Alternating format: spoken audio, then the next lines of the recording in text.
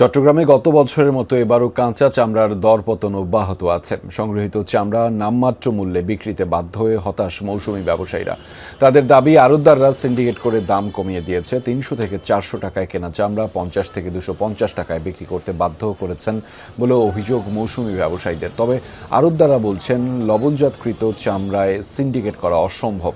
সরকার লবণযুক্ত চামড়ার দাম নির্ধারণ করে দাবি করে জানিয়েছেন।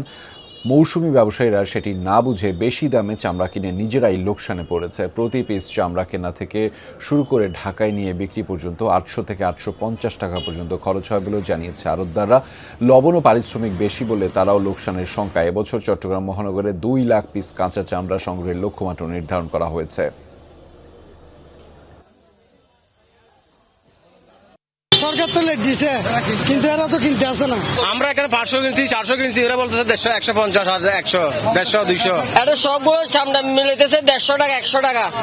তাহলে ব্যাপারী হলো গরিব গুণের হক, এটা সরকার দেখে না। এখানে আসি দেখতেছি সিন্ডিকেটের কারণে আমাদের মালগুলো আর বিক্রি করতে পারতেছি না।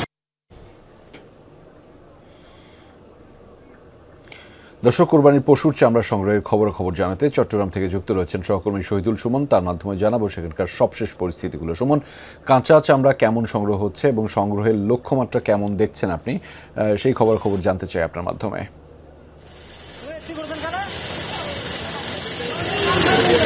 রেজা, চট্টগ্রাম মহানগরে ২ লাখ পিস কাঁচা চামড়া সংরক্ষণের যে লক্ষ্যমাত্রা নির্ধারণ করেছিল এখানকার ব্যবসায়ীরা, তারা সেই লক্ষ্যমাত্রা অর্জনের ক্ষেত্রে কিন্তু তাদের যে কার্যক্রম সেটি দুপুরের পর থেকে শুরু করেছেন। আমরা দেখছি এখানে ট্রাক ভর্তি করে আসলে যারা মৌসুমী ব্যবসায়ীরা রয়েছেন কিংবা বিভিন্ন মাদ্রাসার যারা রয়েছেন, তারা কিন্তু এখানে কাঁচা চামড়া নিয়ে আসছেন এবং বেচা বিক্রি চলছে। তবে এখানকার মৌসুমী ব্যবসায়ী কিংবা যারা চামড়া কিনে নিয়ে এসে এখানে আড়তে বিক্রি করছেন, তাদের একটি অভিযোগ হচ্ছে তারা ন্যায্য মূল্য পাচ্ছে না। আমরা আড়তদারদের সাথে কথা বলেছিলাম, তারা আসলে বলছেন যে সরকার যে চামড়ার দাম নির্ধারণ করে দিয়েছিল সেটি হচ্ছে লবণজাত যুক্ত চামড়ার দাম, অর্থাৎ কাঁচা চামড়া কিভাবে কিনবেন সেটি আসলে ব্যবসায়ীরা ঠিক করবেন। অর্থাৎ চামড়া যে আকার, সে আকার ভেদে কিন্তু এখানকার যারা ব্যবসায়ীরা রয়েছেন, আড়তদাররা রয়েছেন, তারা চামড়া সংরক্ষণ করছেন।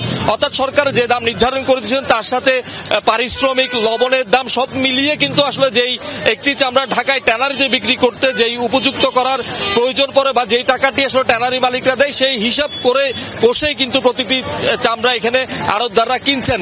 অর্থাৎ অভিজ্ঞতার ঘাটতির কারণেই আসলে যারা মৌসুমী ব্যবসায়ীরা রয়েছেন তারা আসলে লোকসানে নিজেরাই পড়ছেন বলে এখানকার যারা আড়তদাররা রয়েছেন তারা আসলে বলছেন।